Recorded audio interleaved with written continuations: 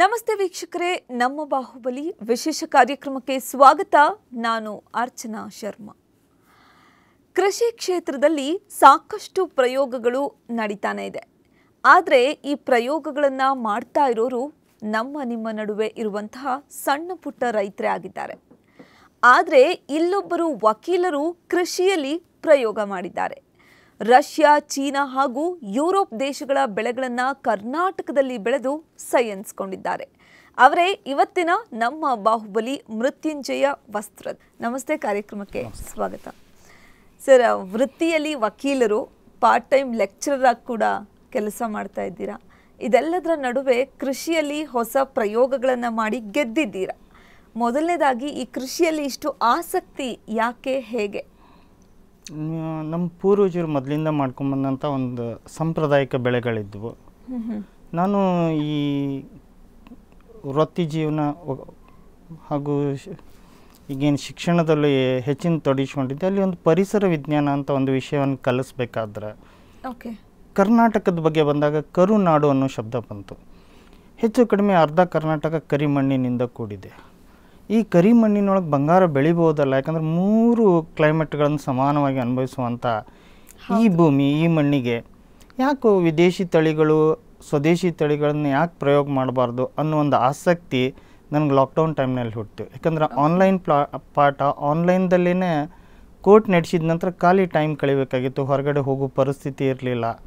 ಹಾಗಂದ್ರೆ ಮೊಬೈಲ್ನಲ್ಲಿ ಹುಡುಕ್ತಾ ಹೋದೆ. ನಾನು ಫಸ್ಟ್ ಬೇಕಾಗಿದ್ದು ಶಾರ್ಟ್ ಡ್ಯೂರೇಷನ್ ಕ್ರಾಪ್ ಅಂತ ಹುಡುಕಿದೆ. ಆವಾಗ ಒಂದು ಕ್ರಾಪ್ ಸಿಕ್ತು ನನಗೆ, ಬಕ್ವೀಟ್ ಅಂತ ಹೇಳಿ. ಇದು 45 ದಿನದಲ್ಲೇ ಕೈ ಸೇರುತ್ತೆ, 30 ದಿನಕ್ಕೆ ಫ್ಲವರ್ ಬಿಡುತ್ತೆ. ಬಟ್ ಇದು ವೀಟ್ ಅನ್ನೋ ಶಬ್ದ ಇದ್ದರೂ ಗೋಧಿ ಸಂತತಿಗೆ ವಿರುದ್ಧವಾಗಿದೆ. ಇದರಲ್ಲಿ ಎಲೆಗಳಾಗಿ ಅದು ಎಲೆಗಳು ಅದು 15-20 ದಿನಕ್ಕೆ ಬಿಳಿ ಹೂಗಳು ಸ್ಟಾರ್ಟ್ ಆಗ್ತಾವೆ. ಒಂದು 30-35 ದಿನಕ್ಕೆ ಆಗಲೇ ಹಸಿರು ಕಲರ್ದ ಕಾಯಿಗಳು ಬಂದು ಮುಂದೆ ಒಣಗಿ ಚಾಕ್ಲೇಟ್ ವರ್ಣಕ್ಕೆ ಬರ್ತಾವೆ. ಹಂಗಂದ್ರೆ ಇದನ್ನು ಎಲ್ಲಿ ಬೆಳೀತಾರ ಅಂತ ಹುಡುಕ್ತಾ ಹೋದಾಗ ಮೂಲ ಅದು ರಷ್ಯನ್ ಕ್ರಾಪ್ ಅನ್ನಿಸ್ತು. ಇದನ್ನು ಬೀಜ ಫಸ್ಟ್ ಟೈಮ್ ನಾನು ನಮ್ಮ ಕೃಷಿ ವಿದ್ಯಾಲಯದೊಳಗಿರುವಂಥ ಒಬ್ಬರು ರಿಸರ್ಚ್ ಶ್ರೀನಿವಾಸ್ ದೇಸಾಯಿ ಅವ್ರ ಕಡೆಯಿಂದ ತೊಗೊಂಡೆ. ಬಟ್ ನನಗದು ನೀರಿನ ಕೊರತೆಯಿಂದ ಬರಲಿಲ್ಲ ಆ ಟೈಮ್ನಲ್ಲಿ. ಬಟ್ 2ನೇ ಬಾರಿ ಅವ್ರನ್ನ ಕೇಳೋದು ಸರಿ ಅನ್ನಿಸ್ಲಿಲ್ಲ. ಹೀಗಾಗಿ ನಾನು ಫ್ಲಿಪ್ಕಾರ್ಟ್ನಲ್ಲೇ ಆರ್ಡ್ರ್ ಕೊಟ್ಟು 3 kg ಬೀಜಗಳನ್ನು ತರಿಸಿ ಪ್ರಯೋಗ ಮಾಡಿದೆ. ಕಾಲಕ್ಕೆ ಮಳೆನೂ ಆಯಿತು. ಅದೇ ರೀತಿ ನೀರಾವರಿ ಇಲಾಖೆಯವರು ನಮ್ಮ ಭಾಗದಲ್ಲಿ ನೀರನ್ನು ಕೊಟ್ಟರು. ಸೊ 3 kgಗೆ ಒಂದು 80 kg ಅಷ್ಟು ಒಳ್ಳೆ ಕಾಳು ಬಂತು. ನೋಡಿ ತುಂಬ ಖುಷಿ ಅನ್ನಿಸ್ತು. ಯಾಕಂತಂದ್ರೆ ಗೋಧಿ ಅಂದ್ಕೊಳ್ಳಿ ಎಲ್ಲರ ಕಲ್ಪನೆಯಲ್ಲಿ ಒಂದು ಹುಲ್ಲಿನ ಆಕಾರದಲ್ಲಿ ಬಂದು ಅದರಲ್ಲಿ ಗೋಧಿ ಆಗುತ್ತೆ ಅಂತಾರೆ. ಬಟ್ ಇದು ಎಲೆ ಆಕಾರದಲ್ಲಿ ಬಂದು ಬಿಳಿ ಹೂಗಳಲ್ಲಿ ಕಾಯಿಗಳನ್ನು ನೋಡಿದಾಗ ತುಂಬ ಖುಷಿ ಅನ್ನಿಸ್ತು. ಸೊ ಈಗ ವಕೀಲ ವೃತ್ತಿಯ ಜೊತೆಗೆ ಲೆಕ್ಚರರ್ ಆಗಿ, ಜೊತೆಗೆ ಕೃಷಿಕನಾಗಿಯೂ ಕೂಡ ಕೆಲಸ ಮಾಡ್ತಿರುವಂಥದ್ದು. ಎಷ್ಟು ವರ್ಷಗಳಿಂದ ವಕೀಲ ವೃತ್ತಿಯಲ್ಲಿದ್ದೀರಾ? ನಾನು 27 ವರ್ಷದಿಂದ ವಕೀಲ ವೃತ್ತಿ ಮಾಡ್ತಾ ಇದ್ದೀನಿ. ಸುಮಾರು 20 ವರ್ಷದಿಂದ ಟೀಚಿಂಗ್ ಪ್ರೊಫೆಷನಲ್ ಇದ್ದೀನಿ. ಒಂದು 7 ವರ್ಷದಿಂದ ಅಗ್ರಿಕಲ್ಚರಲ್ಲಿದ್ದೀನಿ. ಓಕೆ. ಸೊ ನೀವು ಟೀಚಿಂಗ್ ಮಾಡುವಾಗ ಒಂದು ವಿಚಾರ ಇನ್ಸ್ಪಿರೇಷನ್ ಆಗಿ ಕೃಷಿಯಲ್ಲಿ ತೊಡಗಿಸ್ಕೊಳ್ಬೇಕು ಅಂತ ಅನಿಸುತ್ತೆ ನಿಮಗೆ. ಸೊ ಬಹಳಷ್ಟು ಜನ ಹೇಳ್ತಾನೇ ಇದ್ದಾರೆ, ಎಜುಕೇಟೆಡ್ಸ್ ಕೃಷಿ ಕಡೆ ಮುಖ ಮಾಡಬೇಕು, ಆಗ ಬದಲಾವಣೆ ಸಾಧ್ಯ, ಹೊಸ ಪ್ರಯೋಗಗಳನ್ನು ಮಾಡೋದಕ್ಕೆ ಸಾಧ್ಯ ಅಂತ. ಸೊ ಅದಕ್ಕೆ ಉದಾಹರಣೆ ಇವತ್ತು ನೀವು ಕೂಡ. ಸೊ ಏನನ್ಸುತ್ತೆ ಆ ಬಗ್ಗೆ?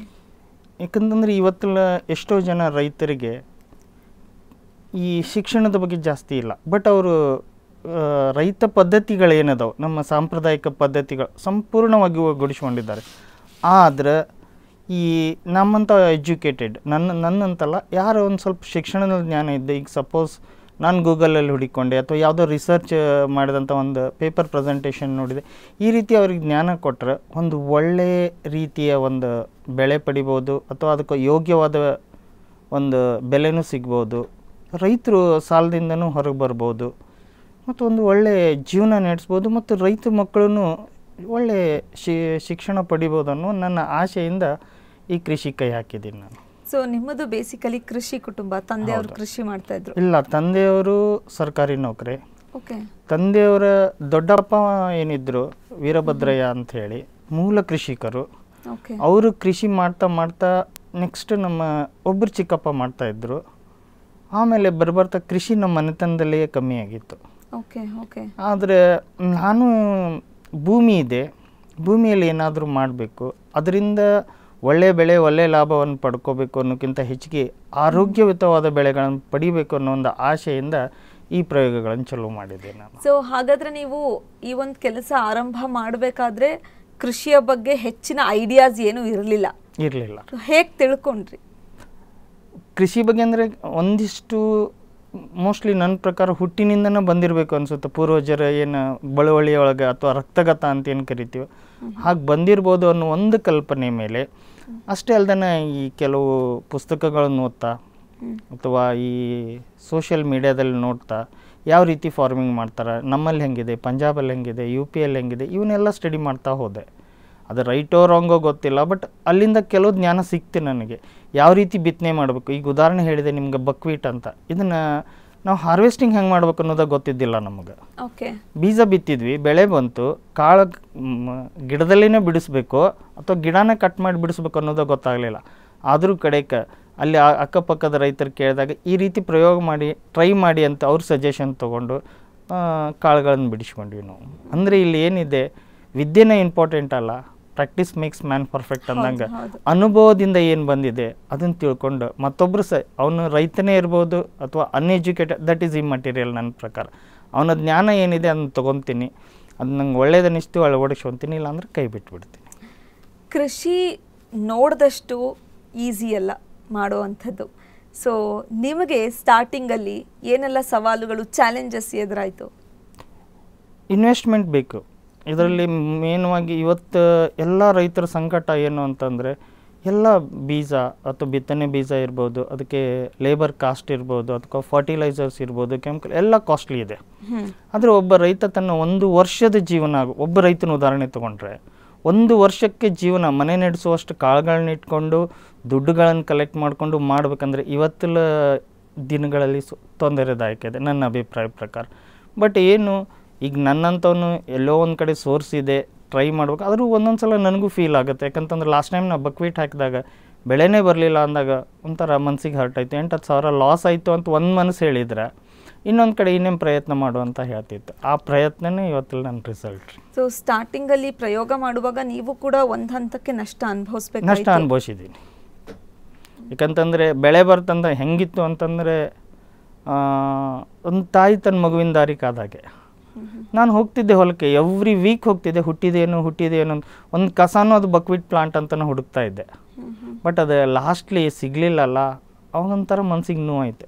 Actually waiting for that plant first. Usually ಮೊದಲು ಹೆಜ್ಜೆ ಇಡ್ತಾ ಇದ್ದೀವಿ ಕೃಷಿಯಲ್ಲಿ ಅಂದ ತಕ್ಷಣ ಹೆಚ್ಚು ಪ್ರಯೋಗ ಮಾಡೋದಕ್ಕೆ ಹೋಗೋದಿಲ್ಲ ಯಾರು. ಆದರೆ ನೀವು ಮೊದಲ ಹೆಜ್ಜೆಯಲ್ಲೇ ಪ್ರಯೋಗ ಮಾಡಬೇಕು ಅಂತ ಯಾಕೆ ಅಂದುಕೊಂಡ್ರಿ? ಇಲ್ಲಿರೋ ಬೆಳೆಗಳನ್ನು ಬಿಟ್ಟು ಹೊಸದಾಗಿ ಯಾವುದೋ ಒಂದು ಬೆಳೆ ಬೆಳಿಬೇಕು, ಪ್ರಯೋಗ ಮಾಡಬೇಕು ಅಂತ ಯಾಕೆ ಅನಿಸ್ತು? ಯಾಕಂದರೆ ಇವತ್ತು ನಮ್ಮ ಮಾರುಕಟ್ಟೆ ನೋಡಿದರೆ ಸಾಂಪ್ರದಾಯಿಕ ಬೆಳೆಗಳು ಅಂತ ನಾವೇನು ಕರಿತೀವಿ, ಹತ್ತಿ, ಕಡಲೆ, ಮುಸ್ಕಿನ ಜೋಳ, ಇವು ಗೋಧಿ, ಇವನ್ನೆಲ್ಲ ಕಾಮನಾಗಿ ಎಲ್ಲ ರೈತರು ಬೆಳೀತಾ ಇದ್ದಾರೆ. ಬಟ್ ಅದಕ್ಕೆ ಯೋಗ್ಯವಾದ ಮಾರುಕಟ್ಟೆ ಇಲ್ಲ. ಎಲ್ಲೋ ಒಂದು ಕಡೆ ಮಾರುಕಟ್ಟೆ ಸಿಗ್ತಾ ಇರ್ತೈತಿ, ರೈತರ ಬೆಳೆ ಬಂದಾಗ ಮಾರುಕಟ್ಟೆ ಬೆಲೆ ಬಿದ್ದು ಹೋಗ್ತೈತಿ. ಅದ್ರ ಸಂಬಂಧ ನಾನೇನು ಮಾಡಿದೆ, ಹಂಗಂದ್ರೆ ಹೊಸ ರೂಪದ ಬೆಳೆಗಳನ್ನು ಬೆಳೆದ್ರೆ ಅದರಿಂದ ಆರೋಗ್ಯದ ಬಗ್ಗೆ ಜನರಿಗೆ ತಿಳುವಳಿಕೆ ಬಂದಾಗ ಜನ ಸ್ವಲ್ಪ ದುಡ್ಡು ಹೆಚ್ಚಿಗೆ ಕೊಟ್ಟು ತೊಗೊಂಡ್ರೂ ರೈತರಿಗೂ ಲಾಭ ಆಗುತ್ತೆ. ಯಾಕಂದ್ರೆ ಈಗ ನೋಡತ್ತೀರಿ ಎಷ್ಟೋ ಜನ ಸ್ಟ್ರಾಬೆರಿ ಬೆಳೀತಾ ಇದ್ದಾರೆ. ಸ್ಟ್ರಾಬೆರಿ ಎಲ್ಲೋ ಒಂದು ತಂಪು ಪ್ರದೇಶದಲ್ಲಿ ಬೆಳೆಯೋದನ್ನು ಬಯಲುಸೀಮೆಗೆ ತೊಗೊಂಬಂದರು. ಈಗ ನಾನು ಬಕ್ವೀಟ್, ಇದು ಗುಡ್ಗಾಡು ಪ್ರದೇಶದಲ್ಲಿ ಬೆಳೆಯುವಂಥ ಬೆಳೆನ ಬಯಲುಸೀಮೆಯಲ್ಲಿ ಬೆಳೆದ್ವಿ. ಇನ್ನೊಂದು ಸೋನಾಮೋತಿ ಅಂತ ಹೇಳ್ತಾ ಇದ್ದೆ ನಿಮಗೆ. ಸೋನಾಮೋತಿ ಅನ್ನೋದು ಪಂಜಾಬ್ದಲ್ಲಿ ಕೆಲವು ರೈತರು ಮಾತ್ರ ಬೆಳೀತಾ ಇದ್ದಾರೆ. 5000 ವರ್ಷದ ಹಿಂದಿನ ತಳಿ ಅಂದಾಗ, ಅದು ಭಾರತದ ತಳಿ ಅಂದಾಗ ಎಷ್ಟು ಖುಷಿ ಪಟ್ಟೆ ಅಂತಂದ್ರೆ, ಗೂಗಲಲ್ಲೇ ಇರ್ಬೋದು ಇನ್ಫಾರ್ಮೇಷನ್. ಅದು ಇಂಡಿಯನ್ ಸಿವಿಲೈಸೇಷನ್ ಹುಟ್ಟಿತ್ತು ಅದು ಕಾಳು ಅಂದಾಗ, ನಮ್ಮದು ಒಂದು ಬೆಳೆ ಇದೆ, ನಮ್ಮದು ಒಂದು ಕಾಳಿದೆ, ಇದನ್ನು ಯಾಕೆ ಬೆಳೆಸಬಾರ್ದು ಅಂತೇಳಿ ಅದನ್ನು ನಾನು Shri Ravishankar Guruji art of living ಅವರ ಶಿಷ್ಯರಿಂದ ಅವನ ಬೀಜ ತರಿಸಿ ಫಸ್ಟು ಸ್ವತಃ ನಾನೇ ಮನೆಯಲ್ಲಿ ಅದನ್ನು ಫುಡ್ ಪ್ರಿಪೇರ್ ಮಾಡಿ ಟೇಸ್ಟ್ ನೋಡಿದಾಗ, ಆ್ಯಕ್ಚುಲಿ ನನಗೆ ಶುಗರ್ ಇಲ್ಲ. ಡಾಕ್ಟರ್ ಲಾಸ್ಟಿಗೆ ಒಂದು ಸಲ ತಲೆ ತಿರುಗ್ತಾ ಇದೆ ಅಂತ ಹೋದಾಗ ಸ್ವೀಟ್ ಜಾಸ್ತಿ ತಿನ್ನ ಅಂತ ಇನ್ಸ್ಟ್ರಕ್ಷನ್ ಕೊಟ್ಟರು. ಅಂದರೆ ಶುಗರ್ ಲೆವೆಲ್ಗಿಂತನೂ ಕಮ್ಮಿ, ಅಂದರೆ ಶುಗರ್ ಒಂದು ಹತೋಟಿಗೆ ಇರುವಂಥ ಇದು ಒಂದು ಸೋನಾಮೋತಿ ಗೋಧಿ. ಭಾರತದ ಒಂದು ಒಳ್ಳೆ ತಳಿ ಬೆಳೆಸ್ಬೇಕನ್ನೋದು. ಅದ್ರ ಕೂಡ ಇನ್ನೊಂದು ಗೋಧಿನೂ ಟ್ರೈ ಮಾಡಿದ್ದೆ, ಕರಿ ಗೋಧಿ. ಹೋದ ವರ್ಷನೇ ಟ್ರೈ ಮಾಡಿದ್ದೆ. ಈ ಸಲ ಅದು ಒಳ್ಳೆ ಬೆಳೆ. ಅದನ್ನು ಇದಲ್ದ ನಂಗೆ ಆ ಟೈಮ್ನಲ್ಲಿ ಬಿಜಾಪುರದಿಂದ ಒಂದಿಬ್ಬರು ಫ್ರೆಂಡ್ಸ್ ಫೋನ್ ಮಾಡಿದ್ರು, ನಾವು ಬೆಳೆದಿದ್ದೀವಿ, ಮಾರ್ಕೆಟಿಂಗ್ ಕೊಡ್ರಿ. ಇವಾಗ ಮತ್ತೊಬ್ರು ಯಾರೋ ಬೆಳೆದಿದ್ದಾರೆ. ಇಲ್ಲಿ ಏನು ಪ್ರಾಬ್ಲಮ್ ಆಗ್ತಾಯಿದೆ ಅಂದರೆ, ನಮ್ಮ ಮಾರ್ಕೆಟಿಂಗ್ ಇಲ್ಲ. ಆದ್ರೆ ಮಾರ್ಕೆಟಿಂಗ್ ಇಲ್ಲ ಅಂತ ನಾವು ಹೆದರೋಂಗಿಲ್ಲ. ಆಸಕ್ತರು ಅದ್ರ ಬಗ್ಗೆ ಆರೋಗ್ಯವಾಗಿ ಬದುಕಬೇಕನ್ನೋರು ಮುಂದೆ ಬರ್ತಾನೆ ಇದ್ದಾರೆ. ನೀವು ಮಾಡ್ತಾ ಇದ್ದಿದ್ದು ವಕೀಲ ವೃತ್ತಿ ಮತ್ತು lecturer job, white collar job. ಆದರೆ ಕೃಷಿಕನಾಗಿ ಬಂದ ಮೇಲೆ ಹೆಚ್ಚು ಏನು ಹೇಳ್ತಾರಲ್ಲ, ಬಟ್ಟೆ ಕೊಳೆ ಆಗುತ್ತೆ, ಕೈ ಕೂಡ ಕೊಳೆ ಆಗುತ್ತೆ, ಬಹಳ ದಣಿಬೇಕಾಗುತ್ತೆ. ಆ ಜಾಬ್ಗೂ ಈ ಜಾಬ್ಗೂ ಹೇಗೆ ಅನ್ನಿಸ್ತು? ಹೆಚ್ಚು ಖುಷಿ ಕೊಟ್ಟಿದ್ದು ಯಾವುದು? ನಾನು ವಕೀಲ ವೃತ್ತಿಯಲ್ಲಿ ಹೋದಾಗ ಒಂಥರ ಅಡ್ವೆಂಚರ್ ಇದೆ ನಂದು. ಆ್ಯಕ್ಚುಲಿ ನಾನು ಜಾಸ್ತಿ ಕ್ರಿಮಿನಲ್ ಸೈಡ್ ಮಾಡ್ತೀನಿ, ಓಕೆ, ಪ್ಲಸ್ ಸಿವಿಲ್ ಕೇಸಸ್ಸು ನಡೆಸ್ತೀನಿ. ಅಲ್ಲಿ ಒಂದು ರೀತಿ ಅಡ್ವೆಂಚರ್ ಬೇರೆಯೇ ಇದೆ. ಯಾಕಂದರೆ ಹೊಸ ಕೇಸು, ಹೊಸ ಸ್ಟೋರಿ, ಅದಕ್ಕೊಂದು ಇನ್ನೊಂದು ಸ್ಟೋರಿ ಕಟ್ಟೋದು, ಅದು ಒಂಥರ ಅಡ್ವೆಂಚರ್. ಆದರೆ ಇಲ್ಲಿ ಟೀಚಿಂಗ್ ಪ್ರೊಫೆಷನ್ ಬಂದಾಗ ನಾನು ಸ್ಟಾರ್ಟ್ ಆಗೋದೇ PU ಮುಗಿಸಿದ ನೆಕ್ಸ್ಟ್ ಮಕ್ಕಳು ಫಸ್ಟ್ ಸೆಮೆಸ್ಟರ್ ಸೆಕೆಂಡ್ ಸೆಮೆಸ್ಟ್ರಿಗೆ ನಾನು ಕಲಿಸೋದು. ಅವ್ರ ಮುಂದೆ ನಾ ಪಾಠ ತೊಗೋಬೇಕಾದ್ರೆ ನನ್ನ ಏಜ್ ಅವರಷ್ಟೇ ಇರುತ್ತೆ. ನಾನೀಗ ಸಪೋಸ್ 51 ಏಜ್, ನನಗೆ 51 ಅನ್ಸಲ್ಲ. ಆವಾಗ ಅವ್ರಿಗೆ ಕ್ಲಾಸ್ ತೊಗೋಬೇಕಾದ್ರೆ ನಾನು ಇನ್ನೂ 20ನೇ ಇದ್ದೀನಿ ಅನಿಸುತ್ತೆ. ಅಂದರೆ ಅದರದಲ್ಲಿ ಆ್ಯಸ್ ಎ ಟೀಚರ್ ನಾ ಏನು ಎಂಜಾಯ್ ಮಾಡ್ತೀನಿ, ಅದು ಒಂದು ಅಲ್ಟಿಮೇಟ್ ಇದೆ. ಆ್ಯಸ್ ಎ ಲಾಯರ್ ಇದು ಒಂದು ಅಲ್ಟಿಮೇಟ್ ಇದ್ದರೆ, ಅಗ್ರಿಕಲ್ಚರ್ ಅಡ್ವೆಂಚರ್ ಮತ್ತಿಷ್ಟಿದೆ ರೀ. ಯಾಕಂದರೆ ಅಗ್ರಿಕಲ್ಚರ್ನಲ್ಲಿ ಏನಿದೆ ಅಂತಂದರೆ, ನಮಗೆ ಖುಷಿ ಯಾವಾಗ ಬರುತ್ತಂದ್ರೆ ಆ ಗ್ರೈನ್ಸ್ ಹೊರಗಡೆ ಬಂದಾಗ. ಗ್ರೈನ್ಸ್ ಬರುತ್ತಾನೂ ಒಂಥರ ಕ್ಯೂರಿಯಾಸಿಟಿ ಇರುತ್ತೆ, ಬರುತ್ತೋ ಇಲ್ಲೋ ಅಥವಾ ನಾನು ದುಡ್ಡು ಹಾಳಾಗುತ್ತೆ ಅನ್ನೋಕ್ಕಿಂತ ಹೆಚ್ಚಿಗೆ ಆ ಗ್ರೈನ್ ಬಂತು ಅಂತಂದ್ರೆ ಅದರದ್ದೊಂದು ಪ್ರೀತಿನೇ ಬೇರೆ ರೀ. ಈ ಎರಡು ಕೆಲಸಗಳ ನಡುವೆ ಕೃಷಿಗೆ ಹೇಗೆ ಟೈಮ್ ಕೊಡ್ತೀರಾ? ಎಷ್ಟು ಸಮಯ ಕೊಡ್ತೀರಾ? ನನಗೊಂದು ಪ್ರಿನ್ಸಿಪಲ್ ಮಾಡ್ಕೊಂಡಿದ್ದೀನಿ ಲೈಫಲ್ಲಿ. ಬೆಳಗ್ಗೆ ಎದ್ದ ತಕ್ಷಣ ದಿನನಿತ್ಯದ ಕೆಲಸ ಮುಗಿಸಿದ ನಂತರ ರಾತ್ರಿ ಎಲ್ಲಿವರೆಗೆ ಟೈಮ್ ಸಿಗುತ್ತೆ, ಪ್ರೊಫೆಷನ್ನು ಪ್ಲಸ್ ಟೀಚಿಂಗು ಇದನ್ನು ಮಾಡ್ತಾ, ರವಿವಾರ ಅಥವಾ ವೀಕೆಂಡ್ ಏನೋ ವೀಕ್ಲಿ ಆಫ್ ಯಾವುದೇ ಸಿಕ್ಕರೂ ನಾವು ಫೀಲ್ಡಲ್ಲೇ ಇರ್ತೀನಿ ಜಾಸ್ತಿ ರೀ. ಆಮೇಲೆ ಅಲ್ಲಿ ರೈತರಿದ್ದಾರೆ ನಮ್ಮ ಹೊಲ ನೋಡ್ಕೊಳ್ಳೋಕ್ಕೆ, ಗದ್ದೆ ನೋಡ್ಕೊಳ್ಳೋಕ್ಕೆ. ಅವ್ರಿಗೆ ಫೋನಲ್ಲಿ ಇನ್ಸ್ಟ್ರಕ್ಷನ್ ಕೊಡ್ತಾ ಇರ್ತೀನಿ, ಅವ್ನು ಇನ್ಸ್ಟ್ರಕ್ಷನ್ ಶೇರ್ ಮಾಡ್ತಾ ಇರ್ತಾರೆ. ಎರಡನ್ನೂ ಸೇರಿಸ್ಕೊಂಡು ಒಟ್ಟು ಒಂದು ರೀತಿ ಅಗ್ರಿಕಲ್ಚರ್ನಲ್ಲೂ ಮುಂದುವರಿತಾ ಇದ್ದೀನಿ. ಯೂಶಲಿ ನಿಮ್ಮ ಕಡೆ ಅಂದರೆ ಈ ಉತ್ತರ ಕರ್ನಾಟಕದ ಕಡೆ ಕೆಂಪು ಮತ್ತು ಬಿಳಿ ಗೋಧಿಯನ್ನೇ ಹೆಚ್ಚು ಬೆಳೆಯುವಂಥದ್ದು. ಆದರೆ ನೀವು ಕಪ್ಪು ಗೋಧಿ, ಆವಾಗಲೇ ಮಾತಾಡಿದ ಹಾಗೆ ಸೋನಾ ಮೋತಿ ಗೋಧಿ, ಬಕ್ವೀಟ್ ಗೋಧಿಯನ್ನು ಬೆಳಿತೀರಾ. ಈಗ ಒಂದೊಂದೇ ಬೆಳೆ ಬಗ್ಗೆ ಮಾತನಾಡೋದಾದರೆ, ಒಂದೊಂದೇ ಬೆಳೆಯ ಸ್ಪೆಷಾಲಿಟೀಸ್ ತಿಳ್ಕೊಳ್ಳೋದಾದರೆ, ಮೊದಲನೇದಾಗಿ ಕಪ್ಪು ಗೋಧಿ ಬಗ್ಗೆ ಮಾತನಾಡೋದಾದರೆ, ಬೇಸಿಕಲಿ ಯಾವ ದೇಶದ ಬೆಳೆ ಅದು ಆ್ಯಂಡ್ ಅದರ ಪ್ರೊಸೀಜರ್ ಏನು, ಅದು ಎಷ್ಟು ಸಮಯ ಬೇಕಾಗುತ್ತೆ, ಹೇಗೆ? ಈ ಫಸ್ಟ್ ಕಪ್ಪು ಗೋಧಿ ತೊಗೊಂಡ್ರೆ, ಕಪ್ಪು ಗೋಧಿ ವಿದೇಶದಿಂದ ಬಂದಂಥ ತಳಿನೇ. ನಮ್ಮ ದೇಶದಲ್ಲಿ Uttar Pradesh, Bihar, part of the ಪಂಜಾಬಲ್ಲಿ ಬೆಳೀತಾ ಇದ್ದಾರೆ. ಬಟ್ ಅವರು ವರ್ಷದ ಒಂದು ಹಬ್ಬದ ದಿನ ಜಾಸ್ತಿ ಯೂಸ್ ಮಾಡ್ತಾರೆ. ನೀವೇನು ಹೇಳಿದ್ರಲ್ಲ ಬಿಳಿ ಮತ್ತು ಕೆಂಪು ಗೋಧಿ, ಸಪೋಸ್ ಒಂದು 10 kg ಅವ್ರು ಹಿಟ್ಟು ಹಾಕಿಸ್ಬೇಕಾದ್ರೆ ಇದನ್ನು 1 kg ಆ್ಯಡ್ ಮಾಡ್ಕೊತಾರೆ. ಇದನ್ನು ಯಾಕೆ 1 kg ಆ್ಯಡ್ ಮಾಡ್ಕೊತಾರೆ ಅಂದರೆ, ಇದರಲ್ಲಿ ಐರನ್ ಮತ್ತು ಪ್ರೋಟೀನ್ ಕಂಟೆಂಟ್ 60% ಇದೆ.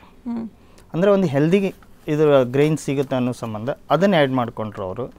ಇದನ್ನು ಬಿಟ್ಟರೆ ಇವಾಗ ಕರ್ನಾಟಕದ ಕೆಲವು ಭಾಗ, ಉತ್ತರ ಕರ್ನಾಟಕದಲ್ಲಿ ಬೆಳೀತಾ ಇದ್ದಾರೆ ರೈತರು. ಬಟ್ ಇದು ಒಂದು ಹೆಲ್ದಿ ಗ್ರೇನ್ ಆಗಿದ್ದು ಐರನ್, ವಿಟಮಿನ್, ಮಲ್ಟಿವಿಟಮಿನ್, ಇದು ಒಂದು ರೀತಿ ಅಂದರೆ ಈ ಕೊರೋನಾದಲ್ಲಿ ಜನ ತತ್ತರಿಸಿ ಹೋಗಿದ್ದಾರೆ.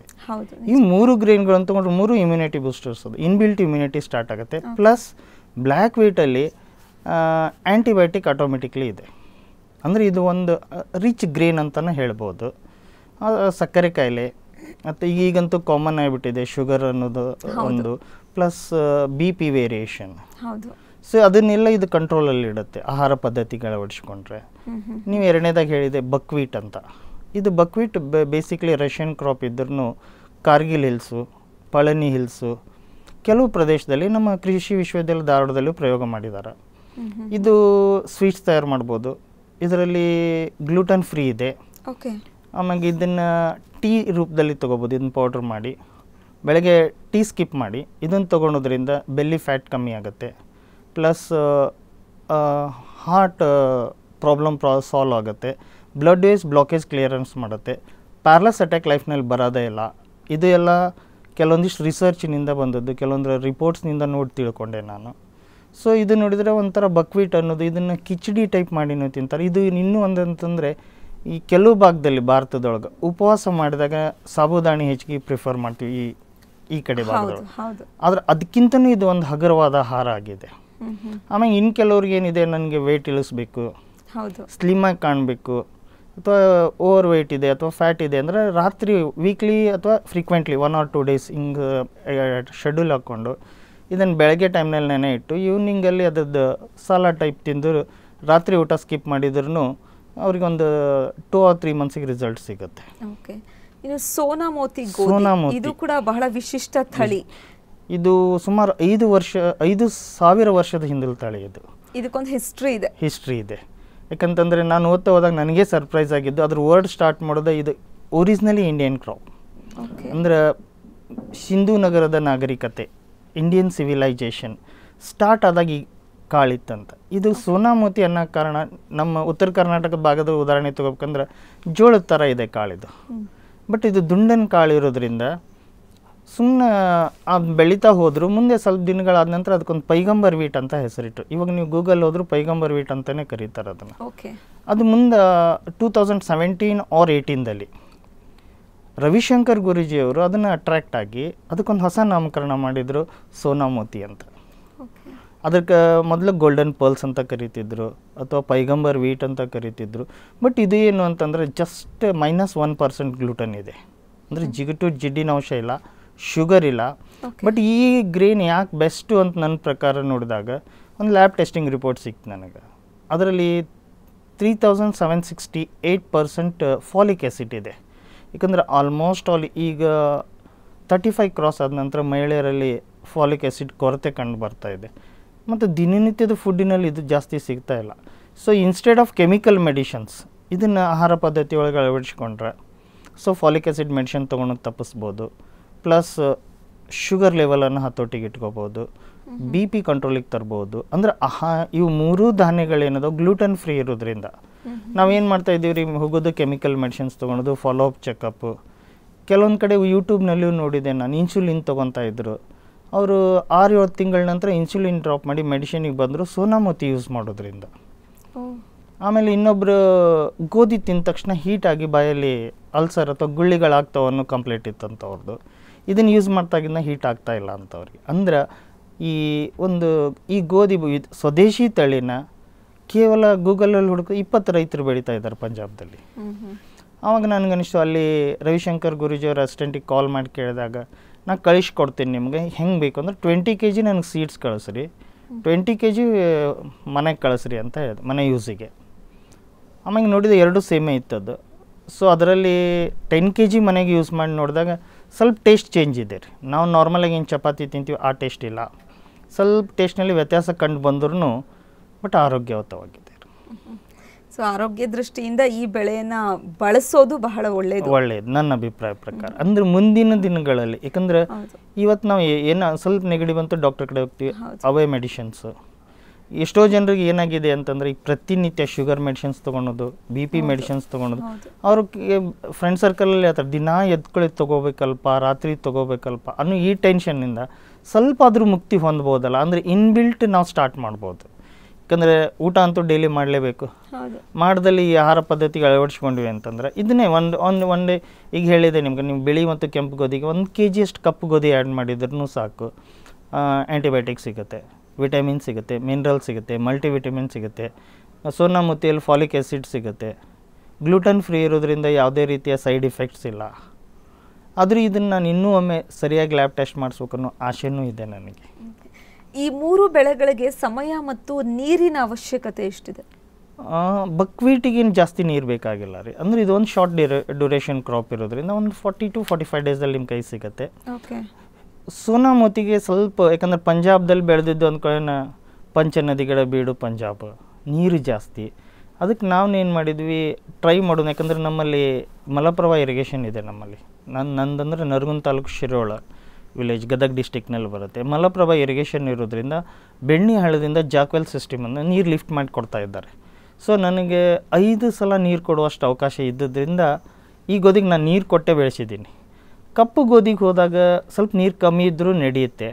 ಯಾಕಂತಂದ್ರೆ UP ಬಿಹಾರ್ ಕ್ಲೈಮೇಟ್ ಸ್ವಲ್ಪ ಕೋಲ್ಡ್ ಇರೋದ್ರಿಂದ ಅದೇ ಕ್ಲೈಮೇಟ್ ನಮ್ಮಲ್ಲಿ ಅಕ್ಟೋಬರ್ ಮತ್ತು ನವಂಬರ್ ತಿಂಗಳಲ್ಲಿ ಕೊಟ್ಟರೆ ಆ ಕ್ಲೈಮೇಟ್ ಸಿಗುತ್ತೆ ಅನ್ನೋ ಕಾನ್ಫಿಡೆಂಟ್ ಇಟ್ಕೊಂಡು ಕಮ್ಮಿ ನೀರು ಕೊಟ್ಟರು ಕಪ್ಪು ಗೋಧಿ ಬೆಳಿಬೋದು. ಸೋನಾಮೋತಿಗೆ ಸ್ವಲ್ಪ ನೀರು ಜಾಸ್ತಿ ಬೇಕು ನನ್ನ ಪ್ರಕಾರ. ಬಕ್ವೀಟಿಗೆ ಏನು ನೀರು ಬೇಕಾಗಿಲ್ಲ, ಒಂದು ಸಲ ಕೊಟ್ಟರೆ ಸಾಕು, ಅದು ರೆಡಿ ಆಗಿಬಿಡುತ್ತೆ ರೀ. ಆ್ಯಂಡ್ ಇನ್ನೊಂದು, ನಮ್ಮಲ್ಲಿ ಸಣ್ಣ ರೈತರೇ ಹೆಚ್ಚಿರೋದ್ರಿಂದ ಯಾರು ಬೇಕಾದರೂ ಇದನ್ನು ಬೆಳೆಯೋದಕ್ಕೆ ಸಾಧ್ಯನಾ? ಖರ್ಚು ವೆಚ್ಚದ ವಿಚಾರಕ್ಕೆ ಬಂದರೆ ಬಕ್ವೀಟ್ನಲ್ಲಿ ಖರ್ಚು ಏನೂ ಇಲ್ಲ ಮೇಡಮ್. ಬಿತ್ತಬೇಕಾದ್ರೆ ಏನು ಹಾಕಿರ್ತೀವಿ ಅಷ್ಟು ಬಿಟ್ಟರೆ ಕ್ಲೀನಿಂಗ್ ಮಾಡ್ಕೊತ ಹೋಗೋದು. ಯಾಕಂದರೆ ಕಮ್ಮಿ ದಿನಗಳಲ್ಲಿ ಕೈ ಸೇರುವಂಥ ಕ್ರಾಪು. ಇದಕ್ಕೆ ಒಳ್ಳೆ ಮಾರ್ಕೆಟ್ ಸಿಕ್ಕರೆ ಸಣ್ಣ ರೈತರು ಬದುಕೋಬೋದು. ಅಂದರೆ ಒಂದು ಒಳ್ಳೆ ರೇಟ್ ಸಿಗುತ್ತೆ. ಈಗ ಸದ್ಯ 250-300 ರೂಪಾಯಿ kg ಆನ್ಲೈನ್ ಮಾರ್ಕೆಟ್ನಲ್ಲೇ ಕೊಡೋ ಅದ್ರ 50% ರೇಟ್ ಸಿಕ್ಕರೂ, ಯಾಕಂದರೆ ನಮ್ಮ ಮಾಮೂಲಿ ಗೋಧಿಗೆ ನಮ್ಗೆ ಸಿಗ್ತಾ ಇರೋದು ಈಗ 2,500-3,500 ನಮ್ಮ APMC ರೇಟು. ಬಟ್ ನಿಮ್ಗೆ ರಿಟೇಲರ್ ಸಿಗೋದು ಜಾಸ್ತಿ ಇದೆ, ರಿಟೇಲರಿಂದ ಕನ್ಸ್ಯೂಮರ್ ಸಿಗೋದು ಜಾಸ್ತಿ ಇದೆ. ಬಟ್ ನಮ್ಮ ಕಡೆಯಿಂದ ತೊಗೊಳೋದು ಕಮ್ಮಿ ರೇಟ್ ಇದೆ. ಆನ್ ಆನ್ ಎವರೇಜ್ 50% ಇದೆ. ಸೊ ಇದನ್ನು ರೈತರೇ ಡೈರೆಕ್ಟ್ ಈಗ ನಾವು ಹೆಂಗೆ ಮಾಡತ್ತೀವಿ ಅಂದ್ರೆ ಫಾರ್ಮರ್ಸ್ ಅಸೋಸಿಯೇಷನ್ ಟೈಪ್ ಮಾಡಿಕೊಂಡು ನಾವೇ ಮಾರ್ಕೆಟ್ ಮಾಡಬೇಕು, ಅಥವಾ ಯಾರು ಅದನ್ನು ಪರ್ಚೇಸರ್ಸು ಅಥವಾ ಯಾವ್ದಾರ ಇಂಟ್ರೆಸ್ಟೆಡ್ ಕಂಪ್ನಿಯವರು ಇದ್ದರೆ 20% ಮಾರ್ಜಿನಲ್ಲಿ ಕೊಡಬೇಕು ಅನ್ನೋ ವಿಚಾರದಲ್ಲಿ ಇದ್ದೀವಿ. ನೀವೆಲ್ಲಿಂದ ತರಿಸೋದು?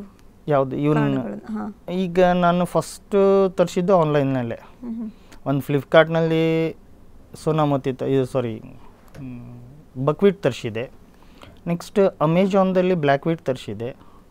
ಸೋನಾಮತಿ ಮಾತ್ರ ಡೈರೆಕ್ಟ್ ಪಂಜಾಬ್ ರೈತರಿಂದನೇ ತರಿಸಿದೆ. ನೀವು ಯೂಟ್ಯೂಬ್ ನೋಡಿ ಸಾಕಷ್ಟು ವಿಚಾರಗಳನ್ನು ತಿಳ್ಕೊಂಡ್ರಿ ಅನ್ಸುತ್ತಲ್ವಾ, ಹೇಳ್ತಾ ಇದ್ರಿ ಅವಾಗಲೇ. ಯೂಟ್ಯೂಬ್ ಅನ್ನೋದೇನಿದೆ, ಕೆಲವೊಂದಿಷ್ಟು ಇನ್ಫಾರ್ಮೇಷನ್ ನಮಗೆ ಸಿಗುತ್ತೆ. ಅದರಲ್ಲಿ ಎಷ್ಟೋ ಜನ ಅಂತಾರೆ ನನಗೆ, ಅದೊಂದು ಕಾಮನ್ ಡೈಲಾಗ್ ಇದೆ, ಬೆಲ್ ಐಕಾನ್ ಪ್ರೆಸ್ಸಿ, ಸಬ್ಸ್ಕ್ರೈಬ್ ಮಾಡಿ.